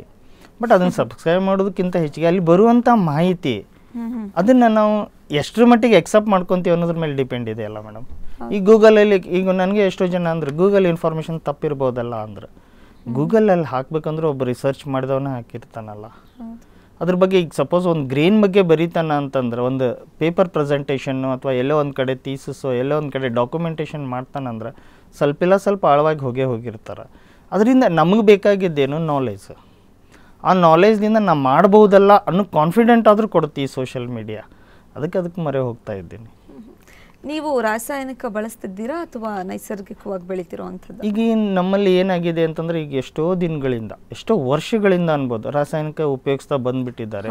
ಇವಾಗ ನಾವೇನು ಮಾಡ್ತಾ ಇದ್ದೀವಿ ಅಂದರೆ 2 ವೇದಾಗಿ ಹೋಗ್ತಾ ಇದ್ದೀವಿ. ಸ್ವಲ್ಪ ಸ್ಟಾರ್ಟಿಂಗ್ನಲ್ಲಿ ರಾಸಾಯನಿಕ ಗೊಬ್ಬರ ಕೊಟ್ಟು ಬಿತ್ತನೆ ಬೀಜ ಕೊಟ್ಟ ನಂತರ ಕೆಲವೊಂದು ಈಗ ಪ್ರೈವೇಟ್ ಆರ್ಗನೈಜೇಷನ್ದವರು ಗೋಮೂತ್ರ ಅಥವಾ ಜಿಂಕ್ ಅಂದರೆ ಈ ಪಾಚಿಗಟ್ಟಿದ ನೀರು ಇಂಥವೆಲ್ಲ ಕೊಡ್ತಾ ಇದ್ದಾರೆ. ಅದನ್ನು ಸ್ಪ್ರೇ ಮಾಡಿ ಟ್ರೈ ಮಾಡ್ತಾ ಇದ್ದೀವಿ ಮೇಡಮ್. ಅಂದರೆ ಇವು ಏನಿದೆ, ಪಾಚಿಗಟ್ಟಿದ್ರಲ್ಲಿ ಜಿಂಕ್ ಸಿಗುತ್ತೆ. ಆ ಜಿಂಕ್ ಈಗ ನಮ್ಮ ಸಾಯಿಲಲ್ಲಿ ಏನು ಕಮ್ಮಿ ಇದೆ ಅಂತ ಗೊತ್ತಾಯಿತು ಅಂದರೆ ಅದನ್ನು ಅಡಿಷ್ನಲ್ ಸಪ್ಲಿಮೆಂಟಾಗಿ ಆರ್ಗ್ಯಾನಿಕ್ ವೇದೊಳಗನ ಸ್ವಲ್ಪ ಟ್ರೈ ಮಾಡ್ತಾಯಿದ್ವಿ. 100% ಅಲ್ಲ, ಬಟ್ ಮುಂದಿನ ದಿನಗಳಲ್ಲಿ ಅದೇ ಉದ್ದೇಶ ಇದೆ ನಂದು. ಯಾಕಂದರೆ ಆರ್ಗ್ಯಾನಿಕ್ ನಾವು ಮಾಡಬೇಕು ಅಂತಂದರೆ ನಮ್ಮ ಫೀಲ್ಡು 3 ವರ್ಷ ಸಫರ್ ಆಗುತ್ತೆ. ಯಾಕಂತಂದರೆ ಅದು ಕೆಮಿಕಲಿಂದ ಆರ್ಗ್ಯಾನಿಕ್ ಬರಬೇಕಂದ್ರೆ ಯಾವ ಫಾರ್ಮರು 3 ವರ್ಷದ ತನಕ ಏನೂ ತೊಗೊಳ್ಳೋದು ವೇಟ್ ಮಾಡೋಕ್ಕೆ ಸಾಧ್ಯ ಇಲ್ಲ. ಬಟ್ ಪ್ರಯತ್ನದಲ್ಲಿದ್ದೀವಿ ಮೇಡಮ್. ಎಷ್ಟು ಎಕರೆ ಭೂಮಿಯಲ್ಲಿ ಕೃಷಿ ಮಾಡ್ತಿರೋ ಅಂತ? ಆ್ಯಕ್ಚುಲಿ ನಮ್ದು ಇರೋದು 17 ಎಕರೆ. ಬಟ್ ನಾನು ಇದರಲ್ಲಿ 3 ಅಥವಾ 4 ಎಕರೆ ಮಾತ್ರ ಎಕ್ಸ್ಪೆರಿಮೆಂಟಿಗೆ ಇಟ್ಟಿದ್ದೀನಿ. ಉಳಿದಲ್ಲೆಲ್ಲ ಏನಿದೆ ವಿವಿಧ ನಮ್ಮ ಸಾಂಪ್ರದಾಯಿಕ ಬೆಳೆಗಳೊಳಗೆ ಮತ್ತು ಮಿಶ್ರ ಬೇಸಾಯವನ್ನು ಆ್ಯಡ್ ಮಾಡ್ಕೊಂಡಿದ್ದೀವಿ. ಏನೆಲ್ಲ ಬೆಳೆಗಳನ್ನು ಮಿಶ್ರ ಬೇಸಾಯ ಅಂದರೆ ಮೆಣಸಿನ ಗಿಡ ಹಚ್ಚಿರ್ತೀವಿ, ಅದರ ಮಧ್ಯದಲ್ಲೇ ಸೌತೆಕಾಯಿ, ಬದನೆಕಾಯಿ, ಚೌಳೆಕಾಯಿ, ಅವರೆಬಳ್ಳಿ, ಹವೀಜ, ಆಮೇಲೆ ಮೆಂತೆಕಾಳು ಇವನ್ನೆಲ್ಲ ಹಾಕ್ತಾ ಹೋಗ್ತೀವಿ. ಅಂದರೆ ಅದು ಏನಾಗುತ್ತೆ, ಮೆಣಸಿನ ಗಿಡ ಪೂರ್ತಿ ನಮ್ಮ ಕೈ ಸೇರೋಕ್ಕಿಂತ ಮುಂಚಿತವಾಗಿ ಇವೆಲ್ಲ ಸಿಗ್ತಾವೆ ನಮಗೆ. ಈ ಸಲ ನನ್ನ ರೈತ ನನಗೆ ಕೋಆಪ್ರೇಷನ್ ಕೊಟ್ಟಿದ್ದಕ್ಕೆ ಒಂದೇ ಪೀರಿಯಡಲ್ಲಿ 21 ಧಾನ್ಯಗಳನ್ನು ತಗೊಂಡಿದ್ದೀವಿ. ಅಲಸಂದಿ ಬೆಳೆ ತೆಗೆದಿದ್ದೀವಿ, ಅದರಲ್ಲಿ ಅವರೆಕಾಳು ತೆಗೆದಿದ್ದೀವಿ, ತೊಗರೆಕಾಳು ತೆಗೆದಿದ್ದೀವಿ. ಅದಲ್ಲದೆ ಈ ವರ್ಷ ಇನ್ನೊಂದು ಪಾಪ್ಕಾರ್ನ್ ಟ್ರೈ ಮಾಡಿದ್ದೆ. ಯಾಕಂದರೆ ಪಾಪ್ಕಾರ್ನ್ ನಮ್ಮ ಉತ್ತರ ಕರ್ನಾಟಕದಲ್ಲಿ ಕಮ್ಮಿ ಬೆಳಿತೀವಿ ನಾವು. ಇಲ್ಲಿ ಚಿಕ್ಕಬಳ್ಳಾಪುರದಲ್ಲಿ ಜಾಸ್ತಿ ಬೆಳೀತಾರೆ, ಈ ಬೆಂಗಳೂರಲ್ಲಿ. ಸೊ ತರಿಸಿ ಟ್ರೈ ಮಾಡಿದ್ವಿ. ಸ್ವಲ್ಪ ಮಳೆಯಿಂದ ನಮಗೊಂದು ಸ್ವಲ್ಪ ಲಾಸ್ ಆಯಿತು, ಬಟ್ ಅದು ಒಳ್ಳೆ ಬೆಳೆ ಬಂತು. ಆ್ಯಂಡ್ ನೀವು ಹೇಳ್ತಿದ್ರಿ ಬಹಳ ಕಡಿಮೆ ಜಾಗದಲ್ಲಿ ಎಕ್ಸ್ಪೆರಿಮೆಂಟ್ ಮಾಡುವಂಥದ್ದು ಅಂತ. ಹಾಗೆ ಮಾಡಬೇಕು ಅಲ್ವಾ? ಯಾವುದೇ ಒಂದು ಹೊಸ ಪ್ರಯೋಗ ಮಾಡ್ತಿದ್ದೀವಿ ಅಂದಾಗ ನಮ್ಮ ಇಡೀ ಭೂಮಿಯಲ್ಲಿ ಆ ಪ್ರಯೋಗಗಳನ್ನು ಮಾಡೋಕ್ಕೆ ಹೋಗಬಾರ್ದು. ಒಂದೇ ಬೆಳೆಯನ್ನು ಇಡೀ ಭೂಮಿಗೆ ಹಾಕಬಾರ್ದು. 1 ಎಕರೆ ಜಾಗನೋ ಅಥವಾ ಒಂದಿಷ್ಟು ಕುಂಟೆ ಜಾಗದಲ್ಲಿ ಮೊದಲು ಹಾಕಿ ಅದರ ಹೋಗುಗಳನ್ನು ತಿಳ್ಕೋಬೇಕು, ನಷ್ಟ ಕಷ್ಟ ತಿಳ್ಕೋಬೇಕು, ಪ್ಲಸ್ ಆ್ಯಂಡ್ ಮೈನಸ್ನ ತಿಳ್ಕೋಬೇಕು. ಬಹಳಷ್ಟು ರೈತರು ಇದೇ ಒಂದು ತಪ್ಪಿನಿಂದ ಲಾಸ್ ಆಗ್ತಾರೆ ಅಂತ ಅನಿಸುತ್ತೆ. ಇಲ್ಲ ಮೇಡಮ್, ಹಿಂಗೆ ನೀವು ಹೇಳೋದು ಕರೆಕ್ಟ್ ಇದೆ. ಹೊಸ ಪ್ರಯೋಗ ಮಾಡ್ಬೇಕಂದ್ರೆ 10 ಗುಂಟೆ 20 ಗುಂಟೆ ಅಥವಾ 1 ಎಕರೆ, ಅದಕ್ಕಿಂತ ಜಾಸ್ತಿ ಮಾಡ್ಲಿಕ್ಕೆ ಹೋಗಬಾರ್ದು. ಯಾಕಂತಂದ್ರೆ ಲಾಸ್ ಆದ್ರೂ ಮನ್ಸಿಗೆ ನೋವು ಆಗಲ್ಲ. ಬಟ್ ರೈತರದ್ದು ಹೇಗಿದೆ ಅಂತಂದ್ರೆ, ನಮ್ಮದು ಕೆಲವೊಂದು ಸಲ ಮಳೆಯಿಂದ ಲಾಸ್ ಆಗುತ್ತೆ, ಕ್ಲೈಮೇಟ್ ವೇರಿಯೇಷನ್, ನೇಚರ್ ಇಂಬ್ಯಾಲೆನ್ಸ್. ಯಾಕಂದರೆ ಇದರಿಂದ ಎಷ್ಟೋ ರೈತರು ನಷ್ಟಗಳನ್ನ ಅನುಭವಿಸ್ತಾ ಇದ್ದಾರೆ. ಅದನ್ನು ಬಿಟ್ಟರೆ ರೈತರಿಗೆ ಸರಿಯಾಗಿ, ಈಗ ಸಪೋಸ್ ಎಲ್ಲಿ ನೀರಾವರಿ ಇದೆ ಅಲ್ಲಿ ಸರಿಯಾಗಿ ನೀರು ಸಿಕ್ಕರೆ ಒಳ್ಳೆ ಬೆಳೆ ತೆಗಿತಾರೆ ಅನ್ನೋದು ನನಗಂತೂ ಸಂಪೂರ್ಣ ನಂಬಿಕೆ ಇದೆ. ಯಾಕಂದರೆ ನನ್ನ ಭಾಗನೇ ನನಗೆ ಉದಾಹರಣೆ ಆಗಿದೆ ಮೇಡಮ್. ಈಗ ನನ್ನ ಭಾಗದಲ್ಲಿ ನಮ್ಮ ಏರಿಯಾದಲ್ಲಿ ಒಳ್ಳೆ ಸಿಸ್ಟಮ್ ಕೊಟ್ಟಿದ್ದಾರೆ ಸರ್ಕಾರದವರು. ಓಕೆ. ಮಲ್ಲಪ್ರಭಾ ಕಾಲುವೆ ಕೊಟ್ಟರು. ಕಾಲುವೆ ನೀರು ಸಮರ್ಪಕವಾಗಿ ಸಿಗಲಿಲ್ಲ ಅಂದಾಗ ಒಂದು 3 ಕಿಲೋಮೀಟ್ರದಲ್ಲಿ ಒಂದು ಬೆಣ್ಣೆ ಹಳ್ಳ ಹರಿತಾ ಇದೆ. ಆ ಹಳ್ಳದಿಂದ ವಾಟರ್ ಲಿಫ್ಟಿಂಗ್ ಹಾಕಿದ್ದಾರೆ. ಸೊ ಈಗ ನನ್ನ ಪ್ರಕಾರ ಅವ್ರು ಮಾಡಿಕೊಟ್ಟಿದ್ದಕ್ಕೆ ನನ್ನ 500ರಿಂದ 600 ಎಕರೆ ಜನ ರೈತರು ಒಳ್ಳೆ ಬೆಳೆ ತೆಗಿತಾ ಇದ್ದಾರೆ. ಬಟ್ ಎಕ್ಸ್ಪೆರಿಮೆಂಟಿಗೆ ಯಾರು ಕೈ ಹಾಕಿಲ್ಲ. ನಮ್ಮಲ್ಲಿ ಮೆಣಸಿನ್ಕಾಯಿ ಕಮ್ಮಿ ಬೆಳೀತಿದ್ವಿ. ಫಸ್ಟ್ ಟೈಮ್ ನಾವು ಟ್ರೈ ಮಾಡಿದ್ದು, ಈಗ ಮತ್ತೆ ಎಲ್ಲರೂ ಎಷ್ಟೋ ಜನ ನಮ್ಮ ಫ್ರೆಂಡ್ಸೇ ಹಾಕಿದ್ದಾರೆ ಮೇಡಮ್. ಒಳ್ಳೆ ರೇಟು ಸಿಕ್ಕಿದೆ ಈ ವರ್ಷ. ನೀವು ಬೆಳೆದಿರುವಂತಹ ಈ 3 ವಿಶಿಷ್ಟ ತಳಿಯ ಗೋಧಿ ಏನಿದೆ, ಇದಕ್ಕೆ ಎಷ್ಟರ ಮಟ್ಟಿಗೆ ಬೇಡಿಕೆ ಇದೆ? ನೀವು ಹೇಗೆ ಮಾರ್ಕೆಟಿಂಗ್ ಮಾಡ್ತಿದ್ದೀರಾ? ಇವಾಗ ನಾನು ಈ ರೀತಿ ಯಾಕಂದರೆ ನನ್ನೊಂದಿದೆ, ನನ್ನ ಫೇಸ್ಬುಕ್ಕಲ್ಲಿ ಆ ಪ್ಲಾಂಟ್ ಬೆಳೀತಾ ಹಂತವಾಗಿ ಫೋಟೋ ಬಿಡ್ತಾ ಹೋಗ್ತೀನಿ, ವಿಡಿಯೋ ಬಿಡ್ತಾ ಹೋಗ್ತೀನಿ. ಅದನ್ನು ನೋಡಿದಂಥ ಎಷ್ಟೋ ಜನ ಫ್ರೆಂಡ್ಸ್ ನನಗೊಂದು 5 kg ಕೊಡು, ನನಗೊಂದು 3 kg ಕೊಡು, ನಾವು ಫಸ್ಟ್ ತಿನ್ಲಿಕ್ಕೆ ಟ್ರೈ ಮಾಡ್ತೀವಿ. ಇನ್ನು ಕೆಲವ್ರು ಏನಿದ್ದಾರೆ ರೈತರು, ಇವಾಗ ಲಾಸ್ಟ್ ಟೈಮ್ ಅಂತೂ ಬ್ಲ್ಯಾಕ್ ವೀಟ್ ಬೆಳೆದಾಗ ಈಗ ಸದ್ಯ ನಾನು 2 ಕ್ವಿಂಟಲ್ ಬೀಜ ಕೊಟ್ಟರು ಕಮ್ಮಿ ಆಗುತ್ತೆ. ಎಲ್ಲರೂ ಬೆಳೀಲಿಕ್ಕೆ ರೆಡಿ ಆಗಿದ್ದಾರೆ. ಎಷ್ಟೋ ಜನ ಫಸ್ಟ್ ನಾನು ಕೇಳಿದ್ದು ಒಂದೇ ಪ್ರಶ್ನೆ, ರೇಟ್ ಏನು ಸಿಗುತ್ತೆ? ರೈತರಲ್ಲಿ ಬರೋದು ಮೊದಲೇ ಪ್ರಶ್ನೆ. ಯಾಕಂತಂದ್ರೆ ಬೆಳೆದು ದೊಡ್ಡದಿಲ್ಲ, ಬೆಳೆದು ಕೊಡ್ತೀವಿ ನಾವು, ರೇಟ್ ಏನು ಸಿಗುತ್ತೆ ಅಂದಾಗ ಫಸ್ಟ್ ಬೆಳೀರಿ, ನೀವು ತಿನ್ನಿರಿ, ನೀವು ಆರೋಗ್ಯವಾಗಿರಿ. ನೀವು ಆರೋಗ್ಯ ಇದ್ದದ್ದು ನೋಡಿ 4 ಜನ ಮತ್ತು ನಿಮ್ಮಲ್ಲೇ ಖರೀದಿ ಮಾಡ್ತಾರೆ. ಇದೇ ಪ್ರಿನ್ಸಿಪಲ್ ಮೇಲೆ ಈ ಕೃಷಿ ಸ್ಟಾರ್ಟ್ ಮಾಡಿದ್ದು ಮೇಡಮ್ ನಾನು. ಓಕೆ. ಬಹಳಷ್ಟು ರೈತರು ನಿಮ್ಮ ಜಾಗಕ್ಕೆ ಬಂದು ವಿಸಿಟ್ ಮಾಡಿರೋವಂಥದ್ದು, ನೋಡ್ಕೊಂಡು ಹೋಗಿರೋವಂಥದ್ದು, ಅವರೂ ಕೂಡ ಈ ಒಂದು ಪ್ರಯತ್ನ ಮಾಡಿರೋವಂಥದ್ದು ಇದೆಯಾ? ಸಾಕಷ್ಟು ಜನ ಬಂದು ಹೋಗಿದ್ದಾರೆ ಮೇಡಮ್. ಅಷ್ಟೇ ಅಲ್ಲದೆ ನಮ್ಮ ಧಾರವಾಡ ಕೃಷಿ ವಿಶ್ವವಿದ್ಯಾಲಯದಿಂದ ಗೋಧಿ ವಿಭಾಗದವರೇ ಒಂದು ಸಲ ಲಾಸ್ಟ್ ಟೈಮ್ ಫೀಲ್ಡಿಗೆ ವಿಸಿಟ್ ಮಾಡಿ ಅವ್ರು ನನಗೆ ಕಾಲ್ ಮಾಡಿದ್ರು. ಯಾಕಂದ್ರೆ ಅವ್ರು ಆ್ಯಕ್ಚುಲಿ ನಾನು ರೈತ ಅಂತ ತಿಳ್ಕೊಂಡಿದ್ರು. ಅವ್ರು ಕಾಲ್ ಮಾಡಿದಾಗ ನಾನು ಧಾರವಾಡದಲ್ಲಿ ಇದ್ದೀನಿ ಸರ್ ಅಂತಂದಾಗ ಅವ್ರಿಗೆ ವಿಚಿತ್ರ ಆಯ್ತು. ನೀವೇನು ಮಾಡ್ತೀರಾ ಅಂದರೆ, ಇಲ್ಲ ಸರ್ ನಾನು ಧಾರವಾಡ JSS ಶ್ರೀ ಮಂಜುನಾಥೇಶ್ವರ ಕಾಲೇಜ್ನಲ್ಲಿ ಲೆಕ್ಚರರು, ಗೆಸ್ಟ್ ಲೆಕ್ಚರು, ಅಡ್ವೊಕೇಟ್ ಇದ್ದೀನಿ ಅಂದಾಗ ಅವ್ರು ಅಂದರು, ಇಲ್ಲ ನಿಮ್ಮ ಫೀಲ್ಡ್ ಭಾಳ ಕ್ಲೀನಾಗಿ ಇಟ್ಟಿದ್ದೀರಾ, ಬೆಳೆನೂ ಚೆನ್ನಾಗಿ ಬಂದಿದೆ ಅಂತ ಅವ್ರು ಖುಷಿಪಟ್ಟು ಹೋದರು. ಅಂದರೆ ನಮ್ಮ ಭಾಗದಲ್ಲಿರುವಂಥ ಈ ಕೃಷಿ ವಿಶ್ವವಿದ್ಯಾಲಯದವರು ಫ್ರೀಕ್ವೆಂಟ್ಲಿ ಎಲ್ಲ ಫೀಲ್ಡ್ಗೂ ವಿಸಿಟ್ ಕೊಡ್ತಾರೆ. ಹೊಸದೇನಾರು ಇದ್ದರೆ ಬಂದು ನೋಡ್ತಾರೆ, ಸಲಹೆ ಸಹಕಾರ ಕೊಡ್ತಾರೆ. ಬಟ್ ನನ್ನದೇ ಆದ ಒಂದು ವೇದಲ್ಲಿ ಹೋಗೋದ್ರಿಂದ ಅವ್ರ ಕಡೆ ಜಾಸ್ತಿ ನಾನು ಸಂಪರ್ಕಕ್ಕೆ ಹೋಗಿಲ್ಲ. ನಿಮ್ಮದೇ ಒಂದು ಆರ್ಗನೈಸೇಷನ್ ಕೂಡ ಇದೆ, ಆ ಮೂಲಕ ಕಾಳುಗಳನ್ನು ಕೊಟ್ಟು ಬೆಳೆಗಳನ್ನು ನೀವೇ ಖರೀದಿ ಮಾಡ್ತೀರಾ? ಹಾಂ, ಅದೇ ನಾವು ಈಗ ಏನಾಗಿದೆ ಅಂದರೆ, ಈ ಎಷ್ಟೋ ಜನ ಪತ್ರಕರ್ತರು ನಮ್ಮೊಂದಿಗೆ ಕೂಡಿದ್ದಾರೆ. ಈಗ ನಮ್ಮ ಹುಬ್ಬಳ್ಳಿ ಭಾಗದ ಪತ್ರಕರ್ತರು ಅವ್ರು ಏನಂತಿದ್ದಾರೆ, ಆರ್ಗನೈಸೇಷನ್ ಮಾಡೋಣ, ಫಸ್ಟ್ ಸೀಡ್ ಬ್ಯಾಂಕ್ ಮಾಡೋಣ.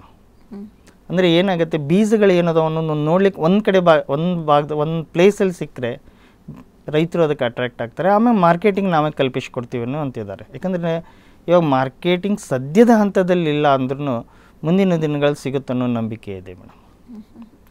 ನೀವು ಬೆಳೆದಿರುವಂಥ ಈ ವಿಶಿಷ್ಟ ತಳಿಗಳ ಬಗ್ಗೆ ಕೃಷಿ ಇಲಾಖೆಗೆ ಅಧಿಕಾರಿಗಳಿಗೆ ಮಾಹಿತಿ ಇದೆಯಾ? ಆ ಬಗ್ಗೆ ಅವ್ರು ಬಂದು ನೋಡ್ಕೊಂಡು ಹೋಗಿರುವಂಥದ್ದು, ವಿಚಾರಿಸಿರುವಂಥದ್ದು? ಕಪ್ಪು ಗೋಧಿ ಇದೆ ಮೇಡಮ್. ಕಪ್ಪು ಗೋಧಿ ಹೋದ ವರ್ಷ ಬಂದು ಹೋಗಿದ್ದಾರೆ. ಸಪೋರ್ಟ್ ಕೊಡುವಂಥದ್ದು ಅವ್ರು ಅದು ಇವಾಗ ಲ್ಯಾಬ್ ಟೆಸ್ಟಿಂಗ್ ಮಾಡಿ ನಂತರದಲ್ಲಿ ಅವ್ರನ್ನ ಕಾಣಬೇಕಂತ ಇದೆ. ಓಕೆ. ಅವರಿಂದ ಏನಾದರೂ ಮತ್ತೆ ಮುಂದುವರ್ಸೋದಾದರೆ ನಾವು ಈ ಬೆಳೆಗಳನ್ನು ಮುಂದುವರ್ಸ್ಲಿಕ್ಕೂ ರೆಡಿ ಇದ್ದೀನಿ ಮೇಡಮ್. ಇದು ನನಗೇನಿದೆ ಅಂದರೆ, ನನ್ನ ಉದ್ದೇಶ ಇಷ್ಟೇ, ಈ ಥರದ ಬೆಳೆಗಳು ಎಲ್ಲರಿಗೂ ಸಿಗಲಿ ಅನ್ನೋದೇ ಒಂದು ಮೇನ್ ಉದ್ದೇಶ ನಂದು. ಅಂದರೆ ಕೃಷಿ ಅಂದ ತಕ್ಷಣ ಮನೆ ಮಂದಿ ಎಲ್ಲ ಕೆಲಸ ಮಾಡಬೇಕು, ಬಹಳ ಕಷ್ಟ ನಷ್ಟ ಈ ಥರದ್ದೇ ಹೆಚ್ಚಾಗಿರುತ್ತೆ. ಅಂದರೆ ಈ ಆಧುನಿಕ ಕೃಷಿಯನ್ನು ಅಳವಡಿಸ್ಕೊಂಡ್ರೆ, ಹೊಸ ಹೊಸ ಪ್ರಯೋಗಗಳನ್ನು ಮಾಡಿದ್ರೆ ಲಾಭ ಕಾಣಬಹುದು, ಸಮಸ್ಯೆಗಳನ್ನು ತಡಿಬಹುದು, ಕಡಿಮೆ ಆಗುತ್ತೆ ಅಂತ ಅನ್ಸುತ್ತಾ ನಿಮಗೆ? ಇವಾಗ ಸಾಕಷ್ಟು ಕೃಷಿ ಉಪಕರಣಗಳು ಬಂದಿವೆ. ಯಾಕಂತಂದ್ರೆ ಟ್ರ್ಯಾಕ್ಟರ್ನಿಂದ ಹಿಡ್ಕೊಂಡು ಆ್ಯಕ್ಚುಲಿ ಮೊದಲು ಎತ್ತುಗಳ ಸಹಾಯದಿಂದನೇ ನಮ್ಮಲ್ಲಿ ಕೃಷಿ ನಡೀತಾ ಇತ್ತು. ಇವಾಗ ಎತ್ತುಗಳು ಕಮ್ಮಿ ಆಗಿಬಿಟ್ಟಿವೆ, ನೋಡಲಿಕ್ಕೆ ಸಿಗ್ತಾ ಇಲ್ಲ. ಇವಾಗ ಟ್ರ್ಯಾಕ್ಟರ್ನಲ್ಲಿ ಎಷ್ಟೋ ಇಕ್ವಿಪ್ಮೆಂಟ್ಸ್ ಬಂದಿವೆ, ಎಷ್ಟೋ ಇಕ್ವಿಪ್ಮೆಂಟ್ಗಳು ರಿಸರ್ಚ್ ಆಗಿವೆ. ಯಾಕಂದರೆ ಹಾರ್ವೆಸ್ಟಿಂಗ್ ಇದೆ, ಸೋಯಿಂಗ್ ಇದೆ, ಕಟ್ಟಿಂಗ್ ಇದೆ, ಕ್ಲೀನಿಂಗ್ ಮಷಿನ್ ಇದೆ. ಸೊ ಇದನ್ನೆಲ್ಲ ಸ್ವಲ್ಪ ಎಕ್ಸ್ಪೆನ್ಸಿವ್, ಒಂದು ಲೇಬರಿಗೂ ಅದಕ್ಕೆ ಕಂಪೇರ್ ಮಾಡಿದರೆ ಅಲ್ಲೇ ಈಕ್ವಲ್ ಆಗಿದೆ ಮೇಡಮ್. ಅಂದರೆ ಲೇಬರ್ ಪ್ರಾಬ್ಲಮ್ ಇರೋದ್ರಿಂದ ಇವುಗಳ ಹೆಲ್ಪ್ ತೊಗೊಂಡ್ರೂ ಲಾಭ ಪಡಿಬೋದು.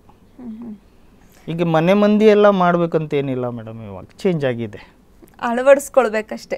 ಅಂದರೆ ಏನು, ಈಗ ಸಪೋಸ್ ತಂದೆ ಮಕ್ಕಳನ್ನ ಈಗ ಸಪೋಸ್ ಮೆಡಿಕಲ್ಲೋ ಇಂಜಿನಿಯರಿಂಗೋ ಡೆಂಟಲ್ಲೋ ಅಥವಾ ನಮ್ಮಂಗೆ ಲಾಯರು ಮಾಡಿದಾಗ ಅದೇ ಒಂದೇ ಟ್ರ್ಯಾಕ್ ತೋರಿಸಿದ್ನೆ ಇದನ್ನು ಟ್ರ್ಯಾಕ್ ತೋರಿಸ್ಬೇಕು ಅನ್ನೋದೇ ನನ್ನ ಉದ್ದೇಶ.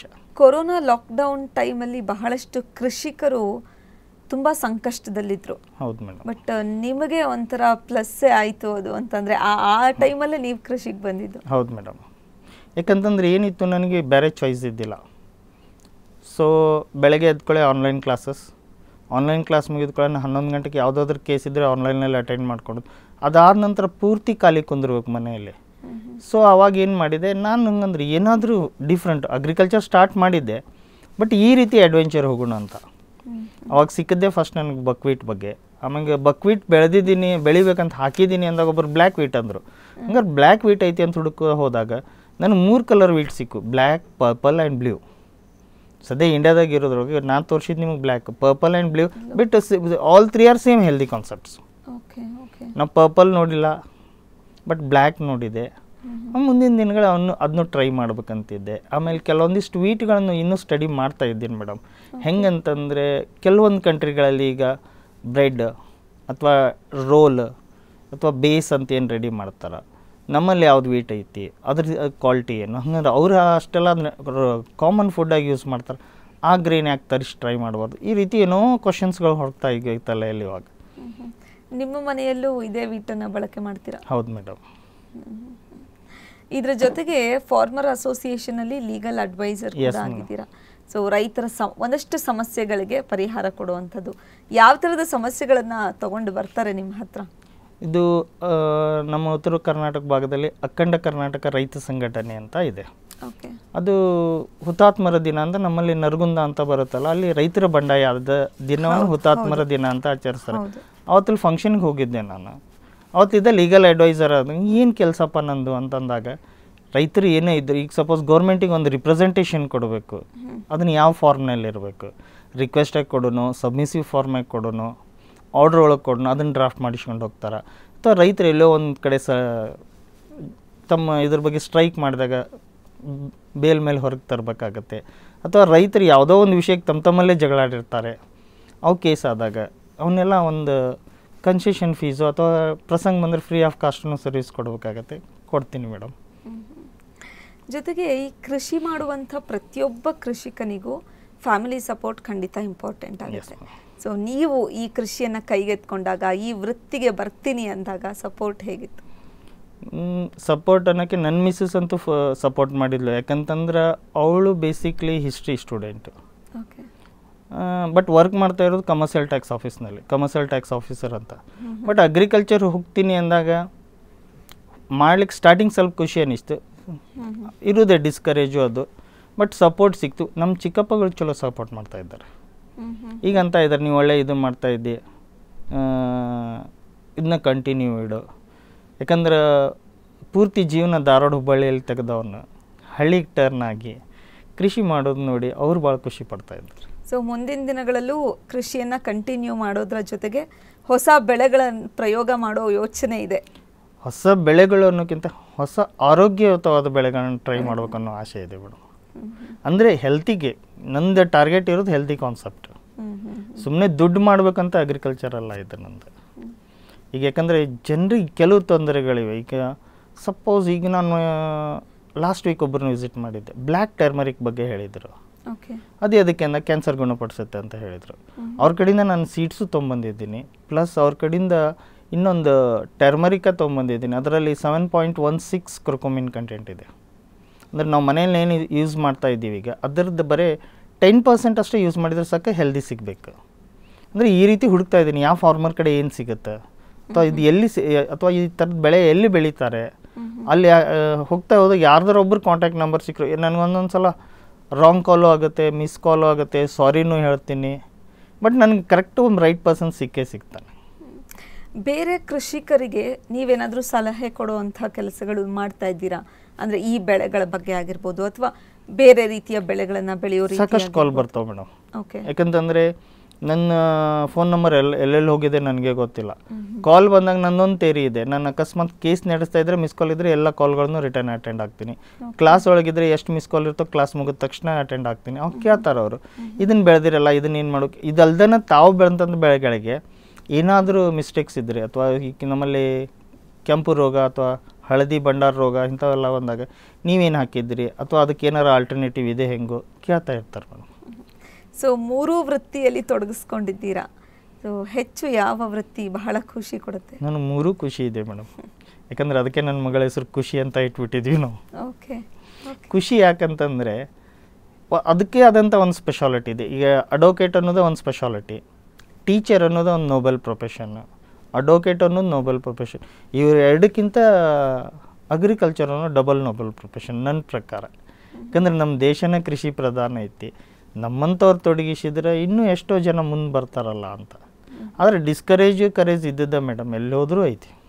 ಎಷ್ಟಿದೆ ಬೆಲೆ? ಅಂದರೆ ಈ ಕಪ್ಪು ಗೋಧಿ 1 kg ಎಷ್ಟಾಗುತ್ತೆ ಬೆಲೆ? ಕಪ್ಪು ಗೋಧಿ ಸಾಮಾನ್ಯವಾಗಿ ಆನ್ಲೈನಲ್ಲಿ ತರಿಸಿದ್ರೆ ನಿಮಗೆ 150 ಹಿಂಗೆ ಸಿಗುತ್ತೆ. ಬಟ್ ಇದನ್ನು ನಾನು ತಿಳ್ಕೊಂಡ ಪ್ರಕಾರ ಇದೇನಾದರೂ ಸರ್ಟಿಫೈಡ್ ಆಗಿ ಎಕ್ಸ್ಪೋರ್ಟ್ ಸಿಕ್ಕರೆ ಒಳ್ಳೆ ರೇಟ್ ಸಿಗುತ್ತೆ ಮೇಡಮ್. ಓಕೆ. ಆಮೇಲೆ ಸೋನಾಮೋತಿ ಏನಿದೆ ಇದು 80 ರೂಪಾಯಿ kg ಪಂಜಾಬಲ್ಲೇ ಕೊಡ್ತಾ ಇದ್ದಾರೆ. ಸೊ ನಮ್ಮಲ್ಲಿ ಏನು ಇಟ್ಟಿದ್ದು ಡಬಲ್ ರೇಟ್ ಆಯಿತು. ಬಟ್ ಹೆಲ್ದಿ ಇರೋದ್ರಿಂದ ಇದನ್ನು ಜನ ಟ್ರೈ ಮಾಡ್ತಿದ್ದಾರೆ. ಬಹಳಷ್ಟು ಜನ ಈಗ ಆರ್ಗ್ಯಾನಿಕ್ ಕಡೆ ಮುಖ ಮಾಡ್ತಿದ್ದಾರೆ. ಅದರಲ್ಲೂ ಈ ಕೊರೋನಾದ ನಂತರ ಆರೋಗ್ಯದ ಮೇಲಿನ ಕಾಳಜಿ ಜನರಿಗೆ ಜಾಸ್ತಿ ಆಗಿದೆ ಅನ್ಸುತ್ತೆ. ಯಾಕಂತಂದ್ರೆ ಇದೊಂದು ವಿಚಿತ್ರ ಕಾಯಿಲೆ ಆಯ್ತಲ್ಲ. ಈಗ ಎಲ್ಲರಿಗೂ ಬೇಕಾಗಿದ್ದೇನು ಇನ್ಬಿಲ್ಟ್ ಇಮ್ಯುನಿಟಿ. ಬಟ್ ಈ ಇನ್ಬಿಲ್ಟ್ ಇಮ್ಯುನಿಟಿಗೆ ಮೆಡಿಸಿನಿಂದ ಸಾಧ್ಯ ಇಲ್ಲ. ಅದಕ್ಕೆ ಈ ಗ್ರೈನ್ಸ್ ತರ್ತಾ ಇರೋದು. ಈ ಗ್ರೈನ್ಸ್ನಲ್ಲಿ ಅದೇ ಇದೆ, ಇನ್ಬಿಲ್ಟ್ 3 ಇನ್ಬಿಲ್ಟ್ ಇಮ್ಯುನಿಟಿ ಇದೆ. ಅದನ್ನು ನಾನು ಎಷ್ಟೋ ಜನ ಕೇಳ್ತಾರೆ ಡೈಲಿ ಇದನ್ನ ತಿನ್ನಬೇಕಾ ಅಂತೆ. ನಿಮ್ಮ ದಿನನಿತ್ಯದ ಆಹಾರದೊಂದಿಗೆ ಇದನ್ನು ಅಳವಡಿಸ್ಕೊಳ್ಳಿ. ಸೊ ಈಗ ಸಪೋಸ್ ಸೋನಾಮತಿ ಚಪಾತಿ 3 ದಿನಕ್ಕೊಮ್ಮೆ ತಿನ್ನಿ. ಆಮೇಲೆ ಬ್ಲ್ಯಾಕ್ ವೀಟ್ ನೀವು ಏನು 10 kg ಗೋಧಿ 5 kg ಗೋಧಿ ಅದಕ್ಕೊಂದು kg ಆ್ಯಡ್ ಮಾಡ್ಕೊಳ್ಳಿ. ಈ ರೀತಿ ಬದಲಾವಣೆ ತರೋದು. ಸರಿ, ಇನ್ನು ಫೈನಲಿ ವಕೀಲರಾಗಿ ಕೆಲಸ ಮಾಡ್ತಾ ಜೊತೆಗೆ ಶಿಕ್ಷಣ ಕ್ಷೇತ್ರದಲ್ಲೂ ಕೆಲಸ ಮಾಡ್ತಾ ಕೃಷಿ ಕ್ಷೇತ್ರಕ್ಕೆ ಕಾಲಿಟ್ಟು ಹೊಸ ವಿಚಾರಗಳನ್ನು ತಿಳ್ಕೊಂಡು ಹೊಸ ಪ್ರಯೋಗಗಳನ್ನು ಮಾಡಿ ಗೆದ್ದಿದ್ದೀರಾ. ಶುರುವಿನಲ್ಲಿ ಒಂದಷ್ಟು ಕಷ್ಟ ಆದರೂ ಕೂಡ ಪ್ರಯತ್ನ ಬಿಡದೆ ಅದನ್ನು ಮಾಡಿ ಮುಗಿಸಿದ್ದೀರಾ, ಮಾಡಿ ತೋರಿಸಿದ್ದೀರಾ. ಸೊ ಆ ಬಗ್ಗೆ, ಈ ಜರ್ನಿ ಬಗ್ಗೆ ಎಷ್ಟು ಖುಷಿ ಅನಿಸುತ್ತೆ? 7 ವರ್ಷಗಳಿಂದ ಕೃಷಿ ಕ್ಷೇತ್ರದಲ್ಲಿರೋದು ಎಷ್ಟು ಖುಷಿ ಇದೆ? ಏರಿಳ್ತಾ ಇದ್ದದ್ದೇ. ಬಟ್ ನನ್ನ ಪ್ರಕಾರ ಕೃಷಿಯಲ್ಲಿ ಯಾವತ್ತೂ ಲಾಸ್ ಅನ್ನೋದಿಲ್ಲ ಮೇಡಮ್ ನನ್ನ ಪ್ರಕಾರ. ಅಂದರೆ ಯಾವುದೇ ಬೆಳೆ, ಯಾಕಂದರೆ ನನಗೆ ಸಪೋಸ್ ಒಂದು week back age about 85 years ಒಬ್ಬರು ಸಿಕ್ಕಿದ್ರು. ಅವ್ರು ಹೇಳಿದರು, ಒಂದು ಬೆಳೆ ನೀ ಹಾಕ್ತಾ ಇರ್ತೀಯಲ್ಲ, ಬೆಳೆ ಸಿಕ್ಕಿಲ್ಲ ಅಂತ ಕೈ ಬಿಡ್ಲಿಕ್ಕೆ ಹೋಗ್ಬೇಡ. ಅದು 1 ವರ್ಷ ಇಲ್ಲ 1 ವರ್ಷ ನಿನಗೆ ಒಳ್ಳೆ ರೇಟ್ ಕೊಟ್ಟು ಹೋಗುತ್ತೆ. ಅದನ್ನು ಅವರ ಮಾತಿನಲ್ಲಿ ಅರ್ಥ ಇತ್ತು. ಸಂಪೂರ್ಣವಾಗಿ ಭೂಮಿ ತಾಯಿನ ನಂಬೇಕು. ಯಾಕಂತಂದರೆ ತಾಯಿ ಅನ್ನೋ ಶಬ್ದದೊಳಗೆ ಎಲ್ಲನೂ ಮುಚ್ಕೊಂಡಿದೆ. ನನ್ನ ಒಂದು ಪಾಯಿಂಟ್ನಲ್ಲಿ ಹೇಳ್ಬೇಕಂದ್ರೆ ಎನ್ವೈರ್ಮೆಂಟಲ್ ಸೈನ್ಸ್ ಸ್ಟಾರ್ಟ್ ಮಾಡ್ಬೇಕಾದ್ರೆ ನನ್ನ ಮಕ್ಕಳಿಗೆ ಹೇಳೋದು ನಾನು ಅದೇ. ಸೊ ಎಲ್ಲನೂ ತಾಯಿಗೆ ಕೊಟ್ಟಿದ್ದಾರೆ, ನಮ್ಮ ಮೇಲಿಗೇನೂ ಇಲ್ಲ ಅಂತ.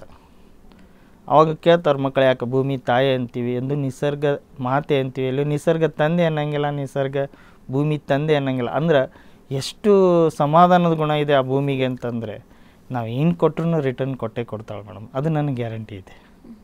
ಫೈನಲಿ ಕೃಷಿಕರಿಗೆ ನಿಮ್ಮ ಕಡೆಯಿಂದ ಏನಾದರೂ ಒಂದು ಮಾತು ಹೇಳೋದಾದರೆ, ಒಂದು ಸಲಹೆ ಕೊಡೋದಾದರೆ ಏನು ಹೇಳ್ತೀರಿ?